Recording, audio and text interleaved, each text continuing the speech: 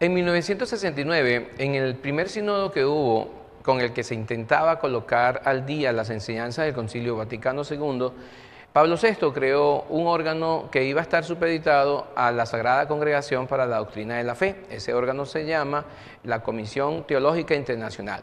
A lo largo de todo este tiempo, más de 45 años, se han redactado varios documentos. Entre ellos está la Teología de la Liberación, el diaconado y otros muchos más que tienen que ver con la teología. Se ha convertido en un punto de referencia obligada para quienes estudiamos teología.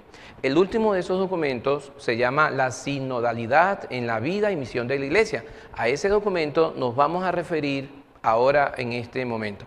Soy el padre David Trujillo, el párroco de la Resurrección del Señor en la diócesis de Maracay, Venezuela. Es mi objeto, mi propósito, presentarle este documento de la Comisión Teológica Internacional, no para poder esgrimir todo lo que ahí contiene, sino para invitarles y exhortarles a que lo lean y a que profundicen mucho más de lo que aquí podemos decir. El documento al que hacemos referencia consta de una introducción y 5 partes distintas. Vamos a tratar de ir comentando cada una de las partes. Entre otras cosas, el documento comienza hablando etimológicamente sobre la palabra sínodo y dice que proviene de 2 términos griegos, sin y hodos, que no es otra cosa sino el que acompaña en el camino, aquel camino que se recorre juntos. Eso es el sínodo. A partir de allí entenderíamos muchas otras cosas sobre el documento en cuestión. Para poder caminar juntos necesitamos armonía, metas comunes, un mismo amor con el que podemos disfrutar el camino en el que estamos. Jesucristo mismo fue identificado como el camino, la verdad y la vida. Él es el camino al Padre. El sínodo se ha convertido por derivación en las asambleas eclesiásticas que se convocan.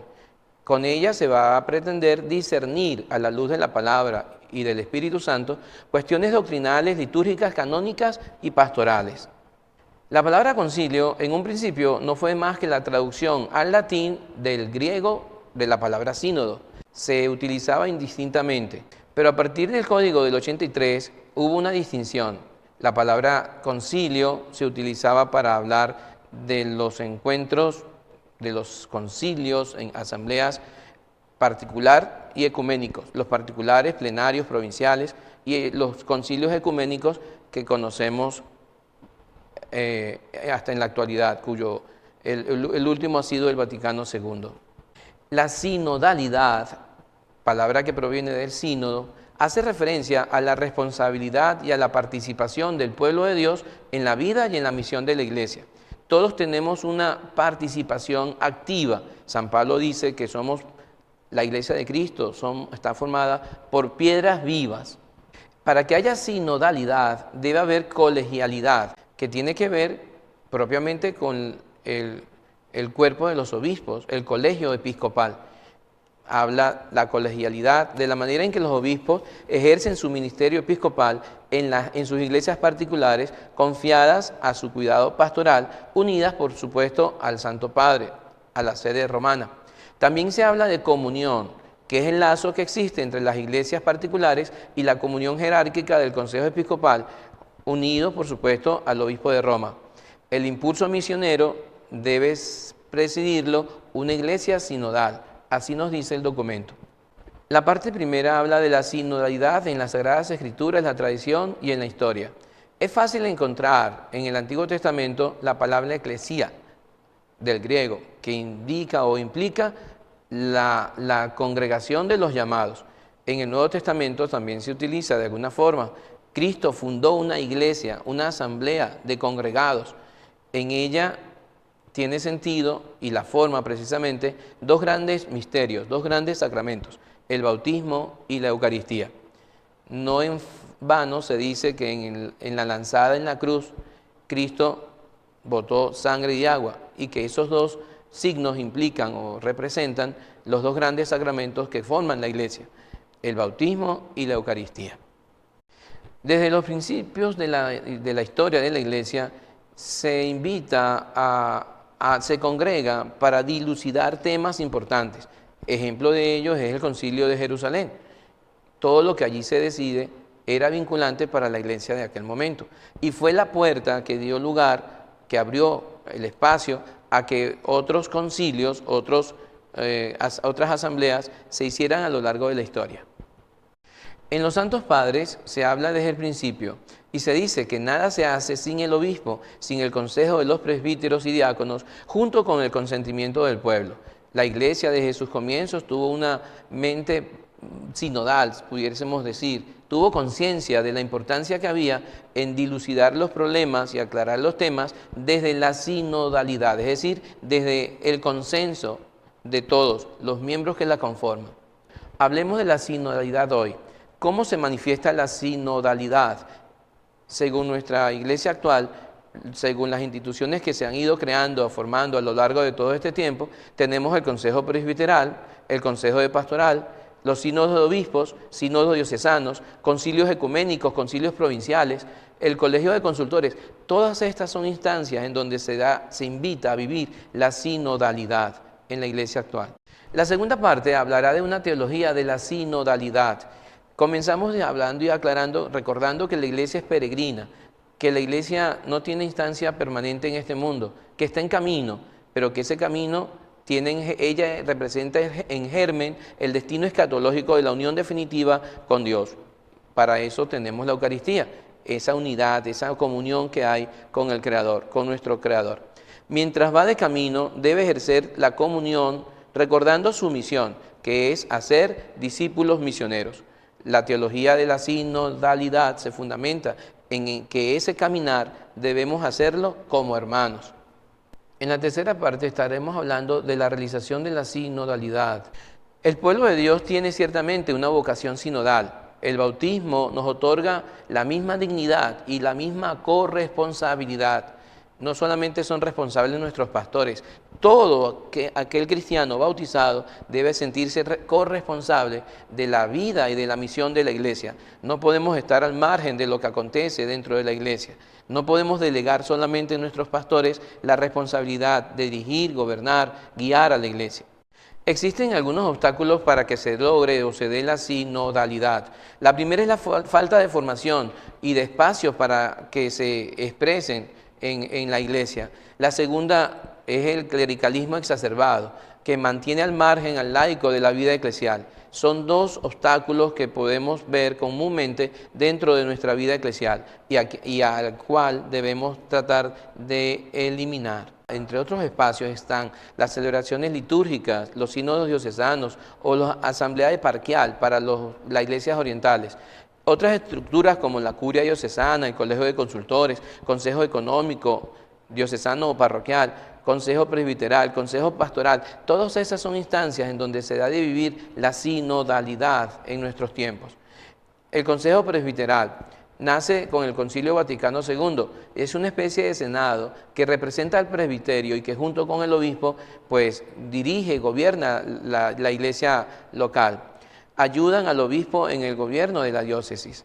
El Consejo Pastoral Diocesano, también su misión es procurar llevar una pastoral de conjunto, crear, consolidar las diferentes pastorales que existen en una diócesis.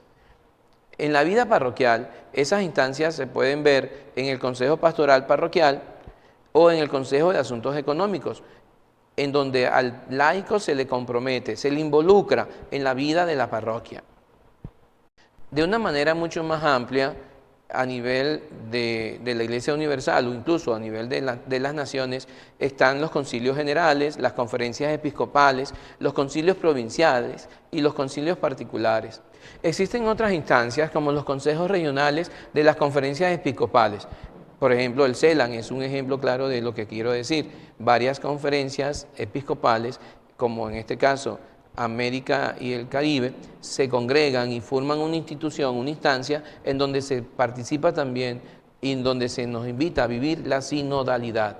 En la Iglesia Universal está el Concilio Ecuménico, el Sínodo de los Obispos, que es la instancia que creó Pablo VI y que cada cierto tiempo se congregan para actualizar las conclusiones del Vaticano II y de donde se desprende documentos, exhortaciones apostólicas muy importantes que han orientado la vida de la Iglesia en los últimos tiempos.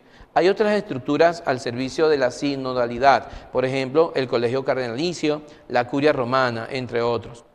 El Concilio Ecuménico es la instancia, la mayor expresión de colegialidad y sinodalidad que existe. Hasta la actualidad llevamos 21 concilios ecuménicos. Es el ejercicio de la autoridad del Colegio Episcopal, unida a la cabeza que es el Pedro o el Papa, en este caso Francisco. El sínodo, como ya lo hemos dicho, fue instituido por Pablo VI, luego del Concilio Vaticano II, y tiene una función consultiva. Cuarta parte, la conversión para una sinodalidad renovada. Urge una conversión sinodal y misionera. Una conversión, un cambio de mentalidad, de actitudes, de prácticas y de estructuras. No podemos pretender tener diferentes resultados mientras hagamos siempre las mismas acciones. Yo creo que hace falta que nos revisemos, que nos cuestionemos, nos interpelemos para poder ver cuáles han sido los fallos. El Papa nos ha invitado a hablar con libertad y a escuchar con humildad, pues yo creo que esta es una oportunidad única que la Iglesia nos está presentando a nivel diocesano, a nivel parroquial, incluso si el Papa nos lo está diciendo a nivel universal, a nivel eclesial. Debemos tratar de buscar la forma de hablar con libertad y de escuchar con humildad, sobre todo los pastores para con sus rebaños. Hay un peligro o una amenaza en referencia a esta conversión de la que hablamos, es clericalizar a los laicos o secularizar a los clérigos. De eso debemos cuidarnos mucho y que lamentablemente se está dando en la actualidad. Hay unos paradigmas que debemos tener presentes. La concentración de la responsabilidad, por ejemplo, y el poder en los pastores. Pensar que son ellos los únicos que tienen el deber, la responsabilidad de guiar y gobernar a la Iglesia, sin participación o ayuda de los laicos. Hay insuficiente aprecio a la vida consagrada y carisma, sobre todo en estos días, en estos tiempos. Y hay una minusvaloración del aporte del laico. Es curioso, en el Vaticano II y después de él se ha hablado mucho sobre la hora del laico, pero si somos sinceros, es muy poca participación que se le ha dado, y específicamente a la mujer dentro de la Iglesia. La Iglesia de Cristo entonces es eminentemente sinodal. En otras palabras, o se es Iglesia sinodal o no se es Iglesia de Cristo.